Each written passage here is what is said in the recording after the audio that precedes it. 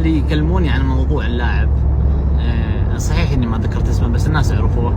انا ما ذكرت اسمه لاسباب، يعني مش اني ابي اسوي تشويق او الحركات هذه، انا لا يهمني لا زياده متابعين ولا ترندات، ما يهمني الامور هذه. انا يهمني اني افرح الناس واكون مصدرهم الاول، بس يعني يدرون الناس اني انا فعلا اقدم لهم شيء. فموضوع اللاعب هذا انا ما تكلمت عنه، الا انا سامع عنه امور كثيره ومن رؤوس كبيره، يعني من رؤوس كبيره، فاتوقع الكلام واضح. فتاكدوا اني ما راح اذكر اسم لاعب ولا اتكلم عن لاعب ولا المع اللاعب الا سامع من شخص ما هو عادي.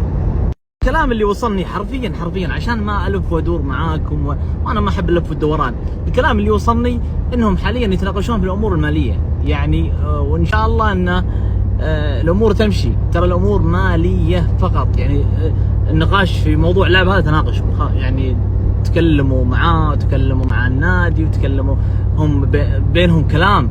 يعني انا مستغرب ان الصحف العالميين ما يعرفون ان بين برشلونه وبين نادي اللاعب هذا مستغرب شلون ما يعرفون ان بينهم كلام. انا ما ادري صحفيين عالميين على ويش، انا ما ادري، لكن في كلام بينهم. المدرب ما يبغي اللاعب، انا معاكم، المدرب ما يبغي اللاعب وكلنا عارفين بهذا الشيء، لكن في واحد اقوى من المدرب يبغي اللاعب وشغال عليه، وباذن الله بيقدر يجيبه باذن الله. امور بسيطه تحل وباذن الله راح تشوفونه في برشلونه. نقول يا رب، ما في شيء 100% اكيد، لكن شغالين على الموضوع، وابصم لكم بالعشره ان شغالين على هذا الموضوع.